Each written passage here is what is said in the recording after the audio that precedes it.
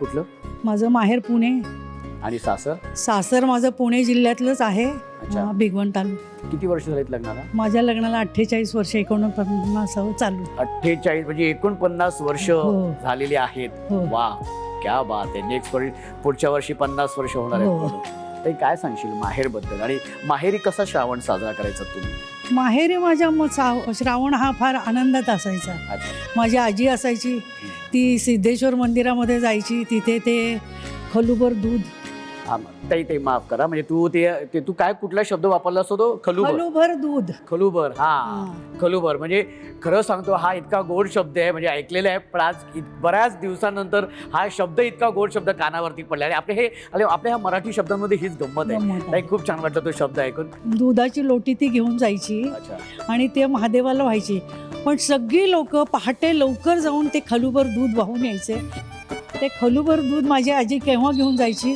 दुपारी 12:30 वाजता, जेव्हा लोक म्हणजे देव भिक्षा मागून येऊन झोपायची त्यांची वेळ व्हायची, त्यावेळेस माझी आजी सगळ्या घरातल्यांना जेवू खाऊ नातवंड आली गेली शाळेत वगैरे करून मग ती ते दूध घेऊन जायची आणि वाहून घ्यायची. अच्छा. हां, म्हणजे सगळ्यात शेवटचा प्राणी तो असायचा मंदिरात जाणारा. आजी म्हणजे आनंद. ऐकेल तर काय बोलेल ती वरती आता ते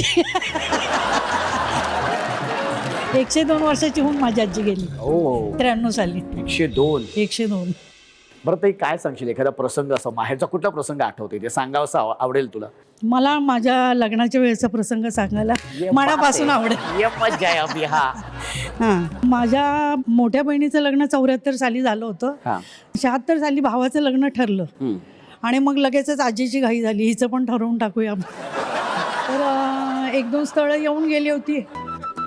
हे 3रं स्थळ आलं, त्यांनी होकार दिला. आणि मी माझ्या आजोळी गेलेले होते.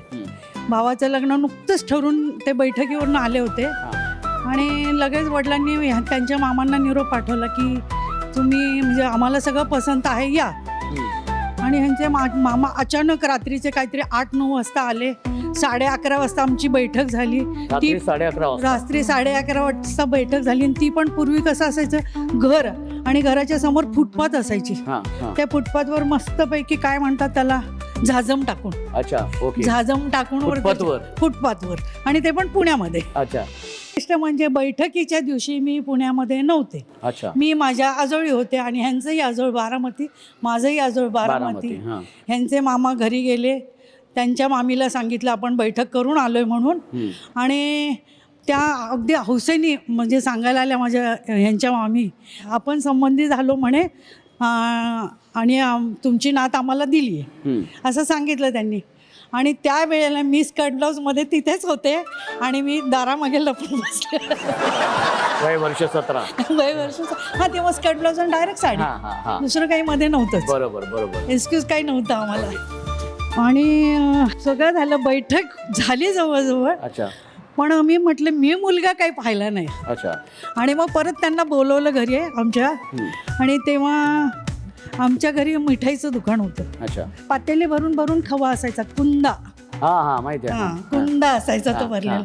मग त्यांना ते डिशमध्ये पोहे दिले आणि त्या पोह्यामध्ये त्यांना ते कुंदा एवढासा मोठा. अरे अच्छा, एवढा मोठा कुंदा. अरे म्हणे हे काय कॉम्बिनेशन. भाऊजी म्हणाले. ओके. हां, मग तेव्हा मी त्यांना पहिल्यांदा पाहिलं. पण त्यानंतर कधी कुंदा दिला की नाही? त्याच्यानंतर भरपूर वेळा खाल्ला की. तेव्हा नाही बोलले ते हे काय कॉम्बिनेशन. तेव्हा वाटेत घेऊन खाल्ला. वा, क्या बात आहे ताई. खूप छान. म्हणजे तू हा सगळा प्रसंग सांगत होतीस ना, सगळा प्रसंग अगदी डोळ्यासमोर माझ्याही उभा राहिला परत. ताई, खूप छान वाटलं तुझ्याशी बोलून. तू बसू शकते.